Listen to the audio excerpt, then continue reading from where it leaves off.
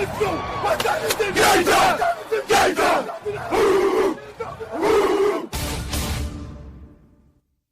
to be a football game tonight now. No doubt. It's going to be a football game here. Okay. I done been here before. All right, let's go, baby. 9.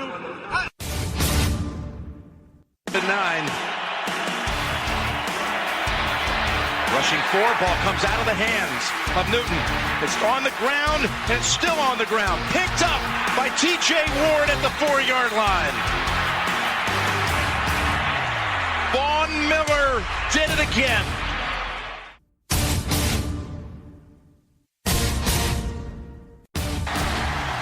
Alabama back on top of the college football world. Ladies and gentlemen, football to the max. Your host, Sean Garmer, Gary Vaughn, and Randy Isbell. Wow, the show is going to start with somebody typing really loud. Sorry. Well, it was like one of those, well, do I let him finish, or do I just go on? I didn't know what I'm supposed to do. Hey, at least someone's doing something other than looking at their phone. Right? Yeah. You know, at least Randy's not sitting here. We don't hear the Pokemon Go theme going on. Yeah. So I have it on mute. Don't worry about it. Oh, man. Oh, God. He had to be doing that. Look, we already spent 5 minutes of Pokemon Go on the previous show. Let's not do that again. Not enough Johnny Manziel talk, though.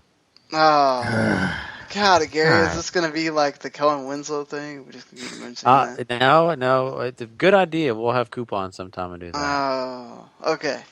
No Boston market trips here. Anyway, so we just did the Big Ten preview. We will be doing the American Athletic Conference 2016 preview here. If you did not catch the Big Ten and you're just listening to us now, gonna go ahead and say this. Once we get later into the season where there will be news going on while we're doing these, we want these to stand by themselves. So if there is news and there's plenty of it, enough to fill at least 30 minutes of a show, we'll do that separately, and you'll get it in your feed in there. So you'll get the latest news that happened at the time that we're doing the podcast. Same goes with the NFL. Same goes when we do the NFL previews as well. We'll try to keep that being able to stand by itself. So this kind of covers some teams that Gary likes to talk about, and it's really awesome to be able to have the last word on sports college football department head Tony Siracusa be able to not only help us out here, but to give us one hell of a awesome preview. He goes about, but I'm talking about by the time you get finished listening to this, there ain't going to be a whole lot for us to say, because he says everything you need to hear in this 44 minutes of listening to Mr. Siracusa preview and discuss with me the AAC. So after you get done listening to this, we'll be back with our full standings and who wins the conference and the championship game and all that. So here you go. Tony Siracusa talking AAC. Here we go. So here with me today, I have the head of the Last Word on Sports College Football Department. So introduce yourself and what you do for Last Word on Sports. Hey, Sean, it's Tony Siracusa. Glad to join you and happy to be with you, talk a little college football. Like you said, I head the college football department for lastwordonsports.com, and we've got about 25 writers around the country covering different teams, different beats. I write a bunch of columns, have a weekly national preview column during the season, and write a bunch of other columns on more of the kind of off the beaten path of college football type of topics that tend to interest me. And so it's been a busy off season. A lot of the conference media days are starting next week. We'll be heading in big into the SEC media days that start next week, and those are always quite a show and quite the dog and pony show that they put on in Hoover, Alabama. So things are really starting to kick into high gear for us. Yeah, and I mean, it's been fun just some of this off season. Of course, the typical Nick Saban and Jim Harbaugh banter about the satellite camps and other things that go on with that. And one of the things that I found curious that I don't understand how this has not been a thing a long time ago, but they apparently officially made it a bylaw or something now where finally all 6-6 teams must get a bowl before you let any of the other teams below them get bowls. I mean, why did this Sure, take so and long for this to happen? right, it seems like it should have been an obvious long ago, right? I mean, if you've got a better record, you should get in. The reason that it wasn't is because the Power Five conferences, of course, are pretty much controlling the college football landscape right now.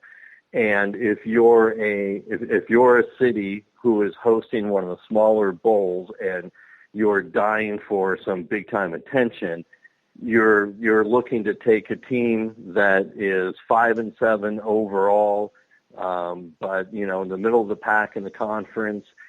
Is a major school in a P5 conference, overtaking someone from one of the smaller conferences like the AAC, and the NCAA stepped in long overdue and said, look, that's not the way this is going to work.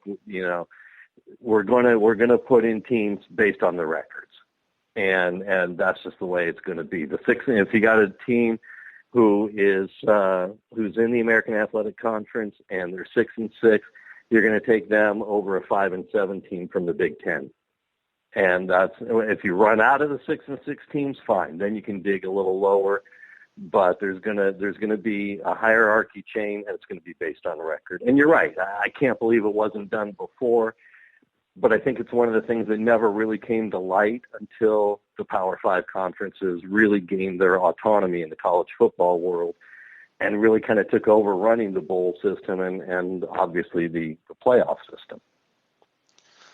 So, I mean, speaking of that American Athletic Conference, which we got you here to talk about specifically, I mean, one of the things that seems kind of interesting going into this season is that the Big 12 decided that they were going to, even with 10 teams, have a conference championship. And now there's a lot of rumors going around that they could come and decide to, not that they would be the first conference to do it, but that they would come and try to poach some of these American teams next season. Mm-hmm. Do you think that that's going to wind up happening?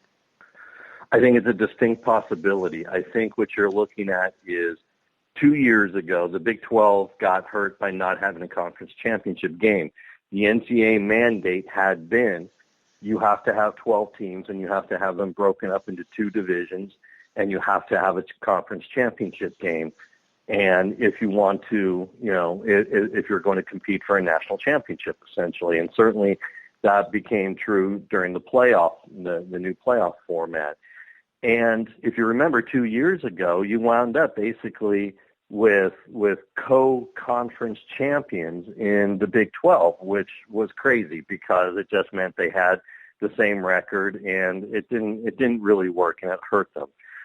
Last year, the NCAA offered them a way out. They said, we will allow you to have a conference championship and to even have a conference championship game even with only 10 teams. You can just take the top two teams in the conference and you can have a championship game that way. And that's fine. We'll allow it. We're not going to allow it long term, but we're going to allow it. And for some reason, the Big 12 didn't do it, and they should have. And this year they are. But to your point about expansion, they're now looking at, we're only going to be able to do this 10 teams in a kind of bizarre playoff format or conference championship format for so long before we're going to get to a point of absurdity.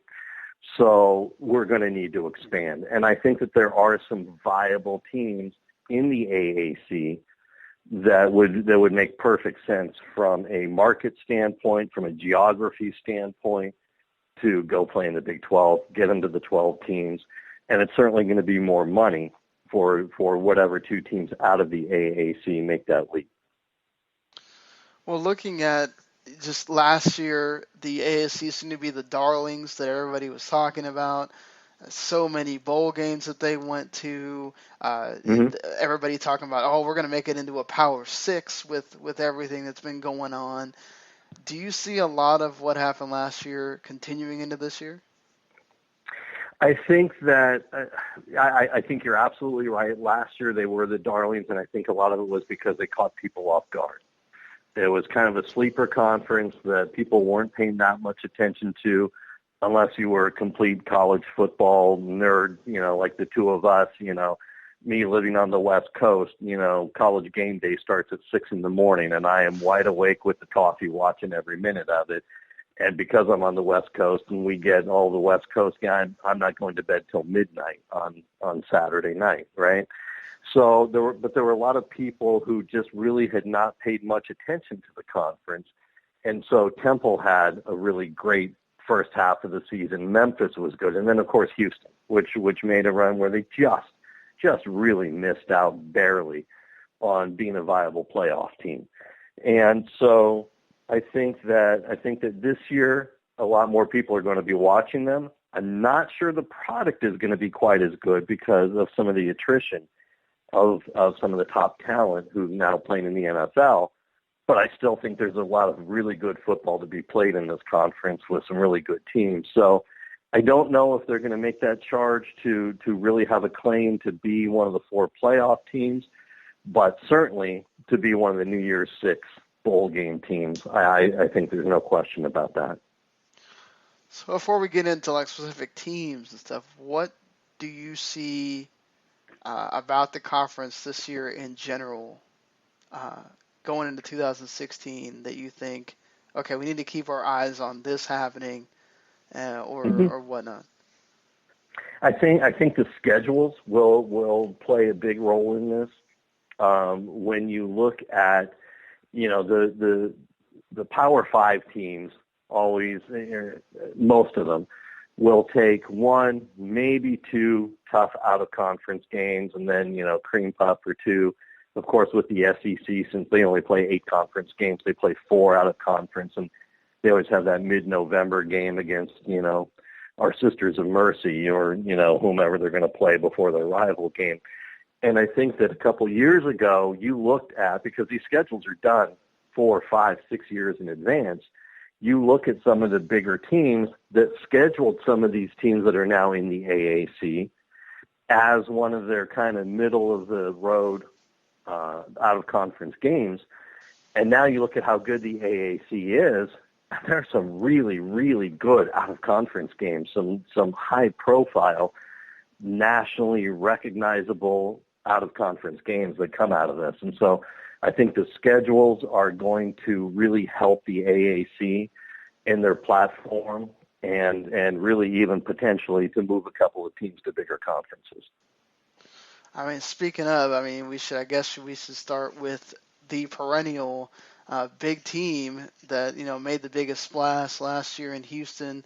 They bring back their quarterback in Greg Ward, and they start off with a, like you said, big game against Oklahoma. Can they get that close to running the table again? Well, look, it's and you're right. Houston had a fabulous season last year. 13-1 overall, the AAC title.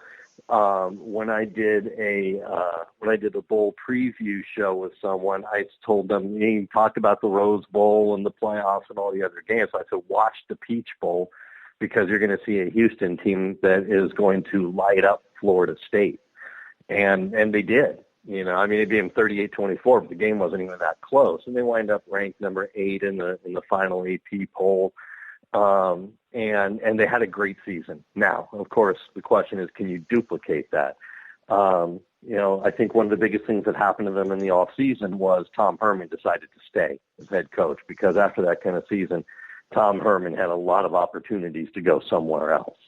And the fact that he decided to stay and keep working on what he had built, I think was a huge, huge upside for the school. And as you mentioned a moment ago, Greg Ward coming back for his senior season was also a big deal. He was the offensive MVP of the Peach Bowl. He was the MVP of the conference championship game.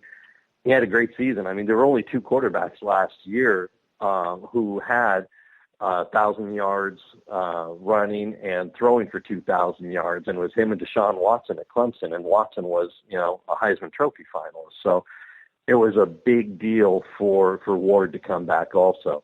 Now, to your point, you open the season against Oklahoma. Ouch. Because, frankly, I think Oklahoma, going into the season, for me, Oklahoma's the best team in the country. They may not wind up at number 1 when it's all said and done, but going into the season, they're the best team in the country. The game's being played in Houston, so a little bit of a home field advantage, although it's being played at NRG Stadium, so it's not like it's in there on campus or anything. I think that even if Oklahoma beats Houston, which I think they will, if Houston can look good and keep it close, at least for a while, then I don't think a loss to Oklahoma in week 1 of the season really hurts Houston going forward for the rest of the year. When you look at the rest of their schedule, they're playing, Lamar and Texas State as their other out-of-conference games. And they've got, they don't have to play, they play Louisville, but they don't play Louisville until towards the end of the season. And so they don't really have that daunting of a schedule after Oklahoma for a good 5 or 6 weeks. And so even if they lose, if they can keep it close, keep it competitive, they'll have time to kind of lick their wounds afterwards. But I do think that they will keep it close. I do think Houston is that good. We talked about Ward, but they even return a really good defense. Their linebacker had 92 tackles last year. So their defense should be really good. They got Tommy Mark. They lost Tommy Mark and Landon Roberts to the NFL, but they're really deep on defense. They got a couple of transfers that are coming in that sat out last year. So they've got a running back, Duke Catalon from Texas. He was a 4-star high school prospect a couple of years ago, signed with Texas, never actually played. So he transferred, sat out last year. And then they've got a receiver who's coming in from Oklahoma State, Rashad Samples, who was another highly touted recruit a couple of years ago. So they've got some weapons coming in to help Ward out. Can they duplicate what they did last year? It's not going to be quite as easy because you're likely to come off week 1 with a loss. But I see them being probably the top team in the conference again, and certainly in the West Division. But possibly in the conference overall again. I think they should be that good. Yeah, Coach Herman was even talking about Catalan, apparently, aside from Ezekiel Elliott, just another almost right there with him as far as what he can do on the field. So it's going to be interesting to see it. Right. He's the same style runner. He will run straight up at you, and he will run you over, and then he's got speed in the open field. He is very much the same kind of runner as Ezekiel Elliott. So another team in the West that was able to retain their coach, and I'm not even going to try to say his name because his last name is a mouthful. But Navy, first time they were in a conference last year, they did really well. They were one of the standouts as well in that West Division. You think, again, we're talking about Navy contending? I think it's going to be hard for Navy. I really do. 11-2 last year. Winning this year in school history, as you said, their first year in a conference, did the typical thing of beat Army, 14th straight year they've done that. But, man, they lost a lot. They really, really lost a lot. Keenan Reynolds is the obvious one because he was just lightning in a bottle. This guy was just fabulous to watch. He was near perfect in really running the triple option offense that Navy likes to run. But you go deeper than that, they lost all 5 of their offensive linemen, all 5 starters on the offensive line. That is not easy to replace in any capacity. They also lost their top pass rusher, Will Anthony. So they've got some real challenges. Tago Smith is going to be the new quarterback. I don't think there's any question about that. He's a senior. He's played in about 17 or 18 games, I think, over the previous 3 years total, usually in mop-up duty. He's only got 2 starts, and he's got a grand total of 17 passing attempts and 70 rushes his entire 3 years. So, and he's going to be doing it behind an offensive line that, while they're mostly upperclassmen who've been sitting and waiting their turn, a lot of juniors and a lot of seniors now coming in to play on the offensive line. It's an all-new offensive line. So you've got an inexperienced quarterback with an inexperienced offensive line. It is not going to be easy for Navy whatsoever. Now they also lost Chris Swain and Quentin Ezell from the backfield. So you've got some challenges. I mean, they're going to have Sean White will probably be the starting running back, but, and at 6'1", 255, he's a pretty good size to run that triple option offense. But again, inexperienced. He's got a grand total of 19 carries from last year. Now, one of the things that is always an unknown with Navy and with the military academies is you don't know who's coming in as a freshman. It's not like on that first Wednesday in February when all the schools go through National Letter of Intent Day and throw a big party for all the signees. Unlike other schools, Navy doesn't actually announce their freshman class until July. They'll be announcing it next week, actually, when these kids show up for their plebe summer. So there's going to be a bunch of freshmen that we don't even know really much about them other than they're expecting about 11 players who, on average had about a 3-star recruiting ranking. But we really don't know much about them because they won't actually announce the class until next week. So I think it's going to be tough for Navy to come back. I think they'll have a decent season, but I think it's going to be hard to recapture last year. One of the things in their advantage is, they play Houston at home. They play Memphis at home. So that helps a little bit. Of course, you got the annual game against Notre Dame. And this year it's down in Jacksonville. So, a neutral field. I can see Navy, winning 8 to 9 games this year, winning 11 again. That's gonna be a tough haul with that little experience.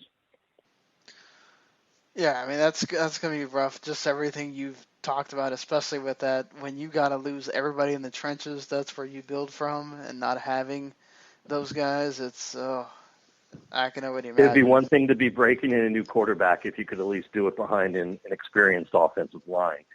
But when you're replacing your entire offensive line while you're bringing in a new quarterback, it's a pretty large task for anybody, no matter what team you are. I mean, lucky for them that, Memphis is also sort of going through similar things with, they got to replace Paxton Lynch now.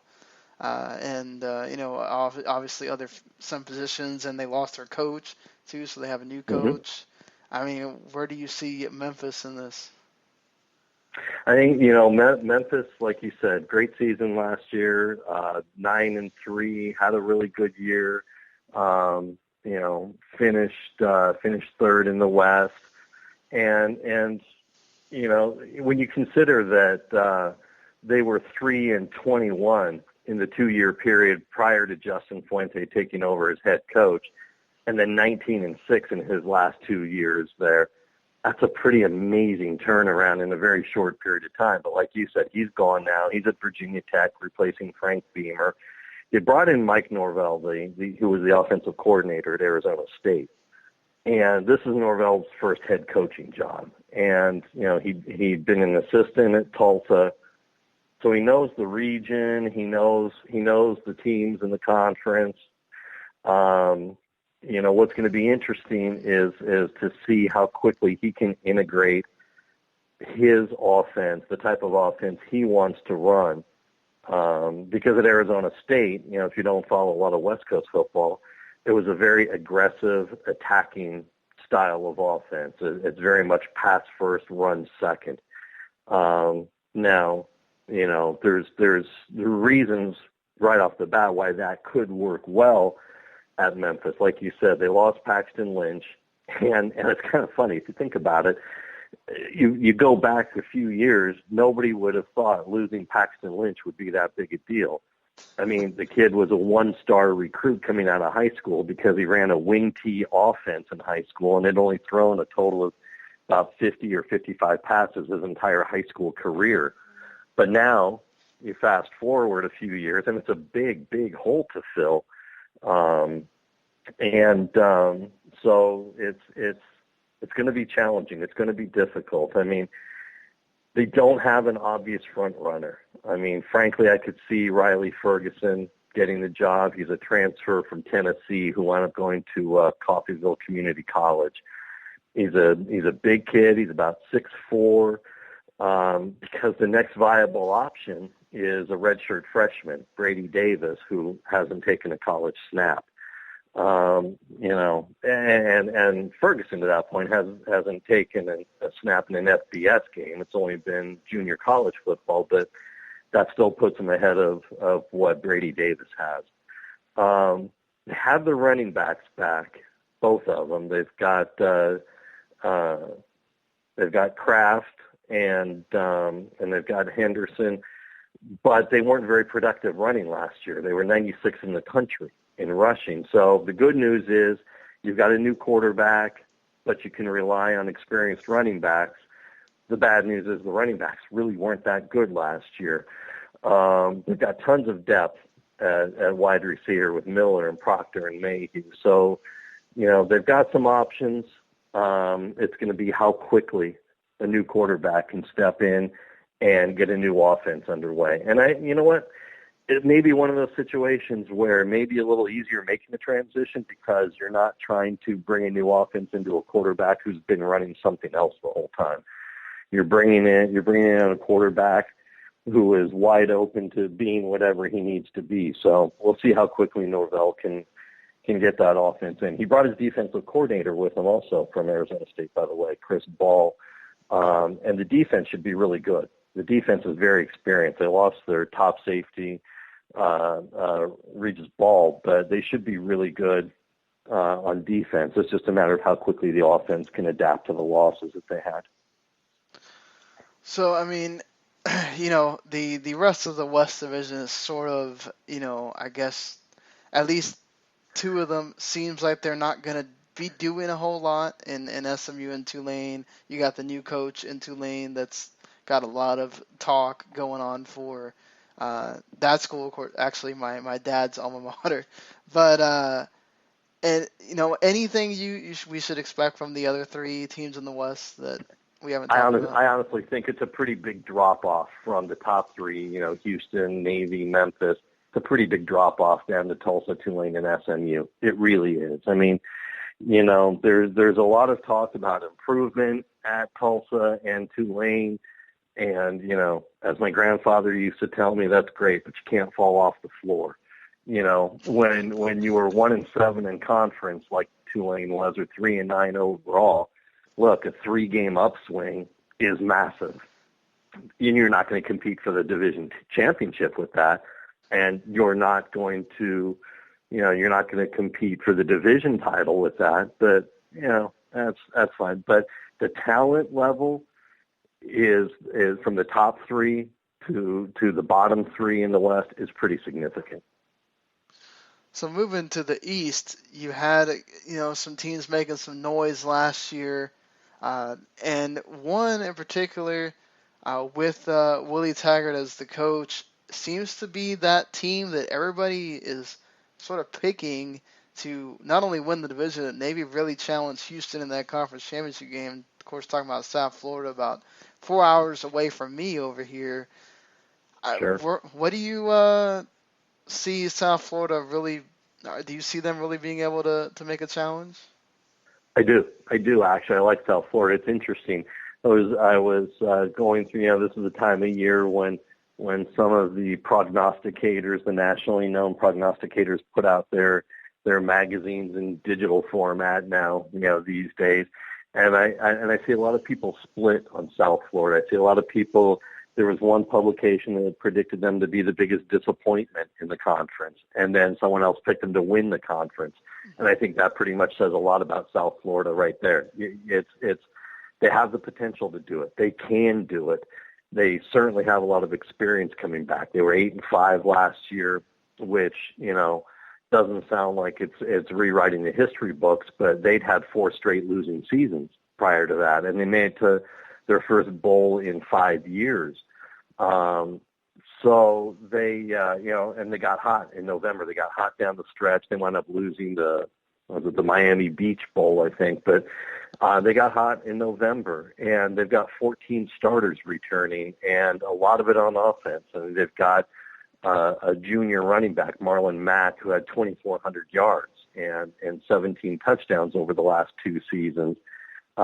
They've got a junior quarterback, Quentin Flowers, who actually had 3,200 total yards last year. He had 991 rushing, so he's very much a dual threat. For the first time in anyone's memory, they actually have a decent backup quarterback should something go wrong. They've got Ashanti Woolard, who transferred from UCLA when he got buried on the depth chart after they signed Josh Rosen. So they've got a lot of offensive potential. Going to be some challenges on defense. Their defensive coordinator, Tom Allen, left to take the same position at Indiana. So they've got some changes to make. They promoted from within. They took linebacker coach Raymond Woody and promoted him, and he says he intends to keep the same kind of hybrid attacking style of defense. They actually run a 4-2-5 defense, which, that fifth defensive back is a bit of an outside linebacker, a bit of a corner, so that's why I say it's kind of a hybrid type of defense. But you know what? They were 14th in the nation last year in interceptions, and they were 13th in the nation in tackles for loss. So the defense is there. There shouldn't be any major adjustments, even with the new defensive coordinator, and the offense certainly should be capable. So I expect them to improve over the 8-5 they had last year. I expect them to be a legitimate contender. I mean, frankly, I think they win the East. They are my pick to win the East and play for the conference championship, probably against Houston. So they'll get a better bowl game out of it, certainly. And you know what? You go to that conference championship game, and when you've got an offense that can put up numbers like that, you've got a slugger's chance to win the conference. Yeah, certainly. It'd at least be a fun game to watch. Certainly, if right, and they've got some. Their schedule is. I mean, they're going to start 3-0 because they play Towson, Northern Illinois, and they play at Syracuse. So they're going to start 3-0. Then they've got a home game against Florida State. You know what? This is one of those games that, people like you and I remember a few years ago. You just laugh at it. Oh, Florida State playing South Florida. I am not going to be surprised if South Florida beats them. I'm really not going to be surprised. They play Navy at home. They play Central Florida at home at the end of the year. So the schedule works out really kind to them as well. Yeah, and I mean another team that they're very experienced. They made the loudest noise last year, beating one of the ranked teams, and especially a Temple team that we think of them more in basketball. We don't think about them in football. And all of a sudden, last year, we're watching them play football out of their minds. You think Temple's going to be that team again? You know what? They could be, and that's the thing. They could be. They've got 7 returning players on offense and another 7 on defense. They've got Pat Rules in his 4th year as head coach now, and goodness gracious, he went 10-3 last year, which was the best record in school history. They did lose some significant players on defense. Like I said, they've got 7 players returning, but they lost 3 defensive backs. They lost 2 starting defensive ends in Nate Smith and Matt Loanitis. They lost a couple of offensive linemen. So again, we're looking at a team that is losing players in the trenches, and that's never easy. Now, the upside for them is they've got their quarterback back, P.J. Walker, 2,900 plus yards last year, 19 touchdowns. And they've got their running back, Jahad Thomas, who frankly is probably one of the best running backs in, I would say, top 10 running back in the country that most people don't even know about. Had 1,200 yards last year. The challenge with him was that they used him so much early on, he really wore down at the end of the season. I mean, he only had 69 yards in the conference championship game against Houston. He only had 5 yards total on about 8 rushes in the bowl game. So they've got to find a way to diversify the offense a little bit more than they did last year. And if they do that, then yeah, they can compete for the East Division title. I mean, you know, they play Penn State again, like you mentioned. They beat Penn State last year in Philadelphia, which that's what got everybody's attention, obviously. Now they got to go to Penn State this year.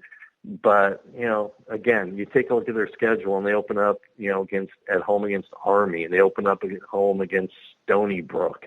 So they certainly have plenty of time to prepare for the Penn State game. And then, you know, later on in the year, they're playing South Florida at home, and they're playing Cincinnati at home. So they've got some, you know, they've got some potential. Like I said, it's about diversifying the offense for them. They can't rely on Thomas so early on as much as they did last year. I mean, and a team that I think a lot of people were thinking were going to do a lot more than they wound up doing, especially with a coach that everybody knows his name and Tommy Tuberville and everything, going 7-6, being very disappointing in conference. What's going on with Cincinnati? And they have to do better, right? They do, and it's kind of a strange situation because you wouldn't think that. I mean, you know, 2 years ago, Tommy Tuberville is winning, you know, a conference championship, but you know they also won conference championships before he got there with Butch Jones, and so of course you get the fan base that says, yeah, he won a conference championship, but he won it with Butch Jones players, and that happens pretty much anywhere you go. And he's 25-14 over 3 years there, but yet it doesn't feel like he's accomplished as much as he could have or should have. It feels like they've underperformed. And when you end the season the way they did last year, I mean, they got hammered by South Florida and by San Diego State in the bowl game. And you know, when I say hammered, and I keep saying it, the combined score of the two games was 107-34. And so when you finish 7-6, and that is your lasting impression that you leave going into the off season, it's hard to say that a coach who won a conference championship 2 years ago is on the hot seat. So I won't say Tuberville's on the hot seat, but I'm going to say his seat's starting to feel kind of warm. You know what I mean? If he doesn't perform better this year, then he is going to be on the hot seat because, like I said, even though he's got a viable record considering it's Cincinnati, it just doesn't feel like they've accomplished as much as they could have. The challenge for him this year is he only got 10 starters returning. So you're coming in to a big impact year for the program, and you only got 10 starters returning. Now, they got their quarterback coming back, and that should be good news. Gunnar Kyle is back. You know, he threw for 2,700 yards. He's got a great completion rate of about 64-65%. The problem is you don't know what you're getting with Gunnar Kyle. I mean, he missed a handful of games last year with an injury, and then he missed the bowl game. He missed the blowout loss to San Diego State. He left the team for a period of time due to what, you know, they habitually call undisclosed personal reasons.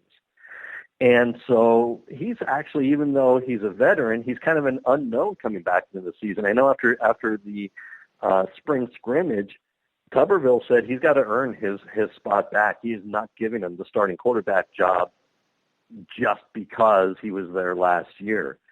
The problem with that theory, it sounds great, you know, that you're going to be tough and the young man's got to prove himself, but your backup is Hayden Moore, who, you know, he played when Kyle was hurt, and he played in the bowl game, and he threw for 1,800 yards, but he's got more interceptions than he does touchdowns. So you know, you put yourself, if you're Tommy Tuberville, you put yourself in a position you never want to admit that your job's in jeopardy and you're making decisions based on the fact your job's in jeopardy. but let's just say your job could potentially somewhere soon be in jeopardy. Are you going to put that on Hayden Moore? Maybe, but man, that's a big risk. Really is a big risk. And on top of that, they're bringing in a new offense. They got a new offensive coordinator. They brought in Zach Taylor, who spent the last 4 years in the NFL with the Dolphins.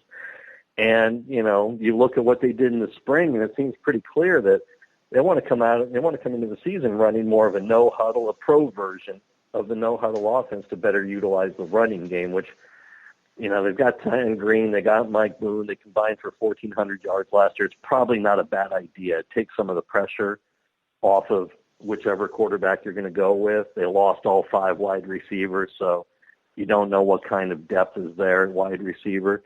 It probably is a good idea to just sit back and rely on your running backs for a while as much as you can, kind of build your flow of the offense as the season goes along. Yeah, it seems like they've got a lot to deal with in that shuffle there. They really do, and they open. I can't, like so many of these teams. Look, they're opening up against Tennessee Martin, so you got some room. But then they go to Purdue, and it's not that Purdue is going to be that great, but it's a tough road game. And then they've got a home game against Houston right there, week 3 of the season, and it's a home game, and they get South Florida at home. And they get, later on in the season, they're playing BYU at home and they're playing Memphis at home. So they've got some critical games at home, but it's not going to matter if your offense is not clicking the way it should. Certainly, and like you said, Tommy Tuberville needs to figure it out because at that and quickly. You have another one of those seasons. You never know. They might decide to pull the plug right there.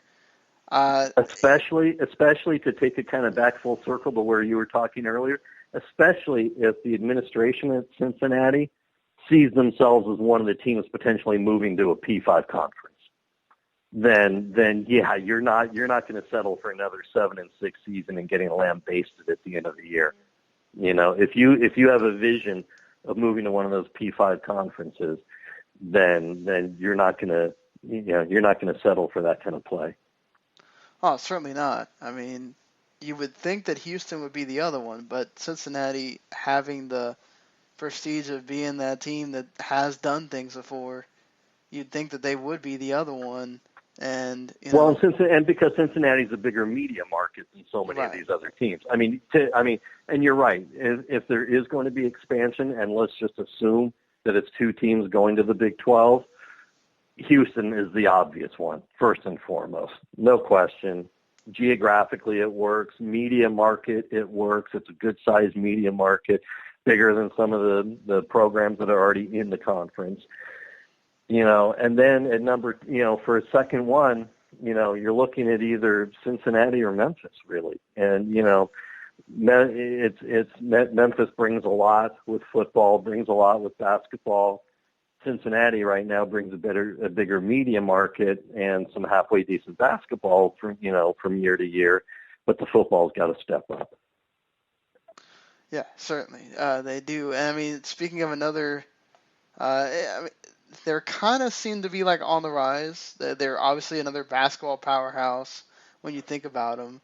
But at least in the last decade, they've really come on football wise in UConn.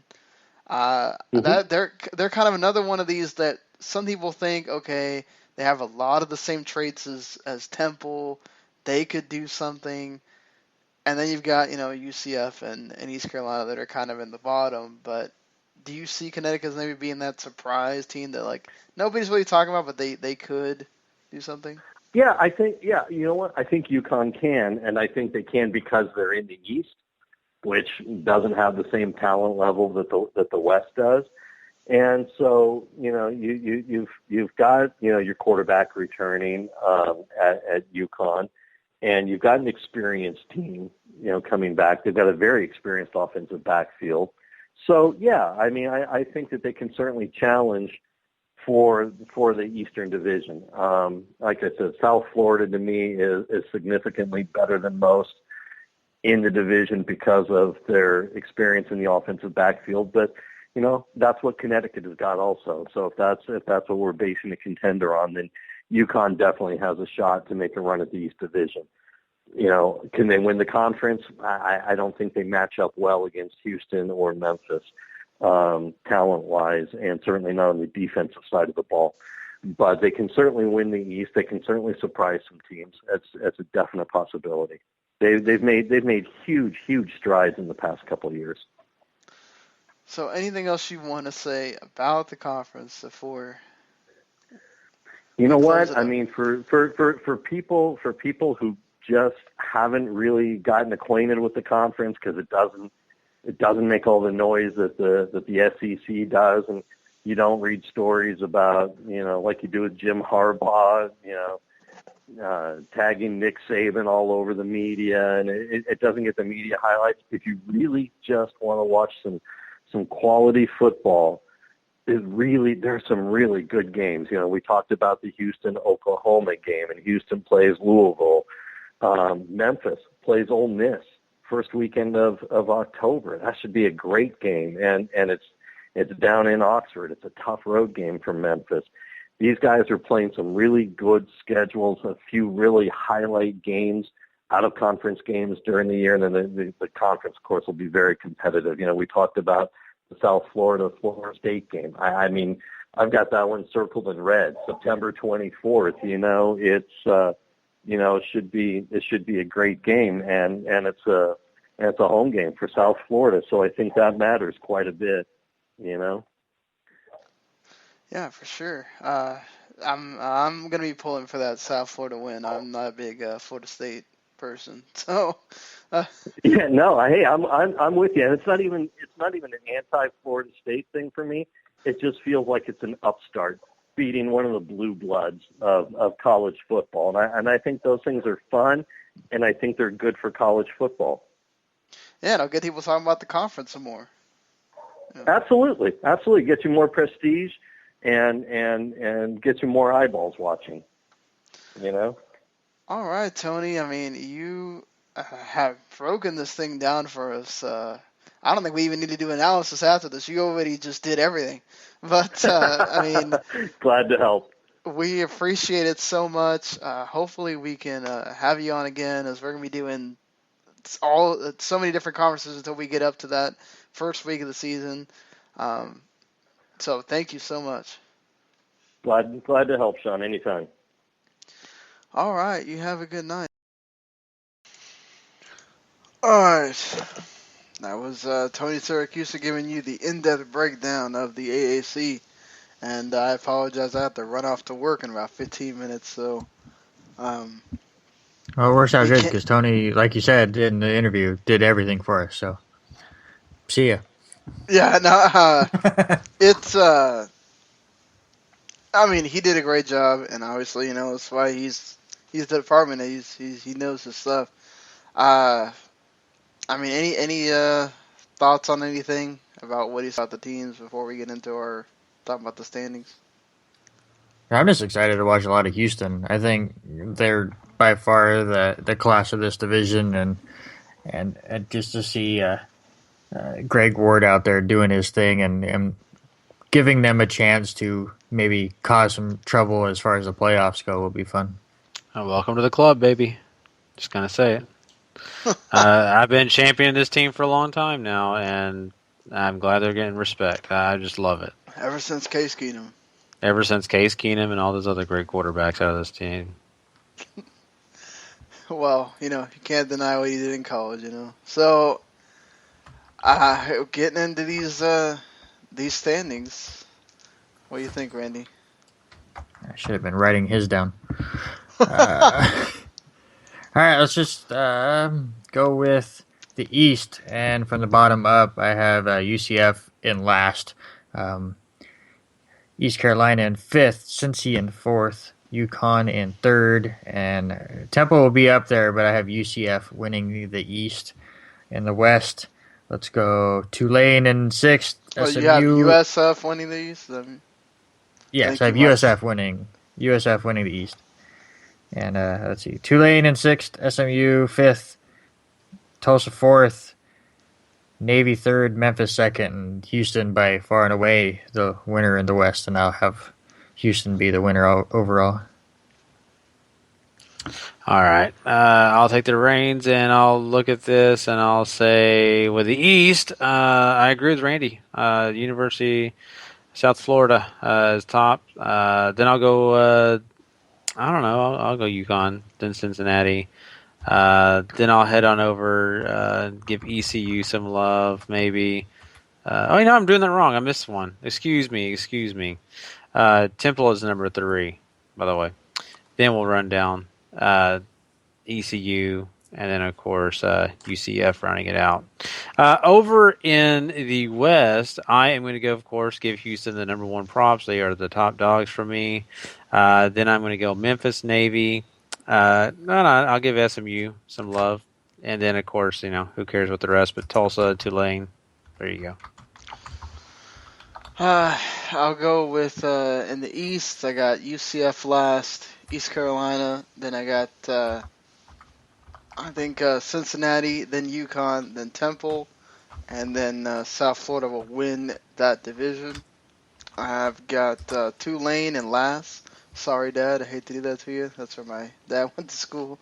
SMU, Tulsa, Memphis, Navy, and Houston will win the division and win the conference by beating South Florida. One thing I meant to do that we did not do for the Big Ten, I guess we'll have to do it the next time we do the ACC. Remind me before we get to the standings that we need to do who gets to bowl games out of the conference, like which teams you think are getting good enough records to get bowl games. But just remind me next week to do that for these 2 conferences before we start on the next conference. But all right, we gave you our standings. Again, thank you again to Tony. He actually lives in that California, the around that Southern California area, so he's gonna be back for the Pac-12. I got that confirmed already, and we got another last word on sports, guys. That said, Justin Gordon doing the ACC next week, and Brandon, I think, is going to be there to do the double on that one as well. And join us if you care about both the college and NFL ranks of football. We'll be doing our AFC South preview. I already got 2 of the interviews set up. We'll have to see because we don't have last word writers for the Colts and Titans, so we might have to use some of the guys we've used in the past for that. Just check out everything on the WTM Network. Subscribe, rate, and review if you've enjoyed the podcast here. Again, thank you to the people that helped us out between the 2 podcasts this week on the college end. And take care, everybody. For Randy, Gary, and myself, signing off.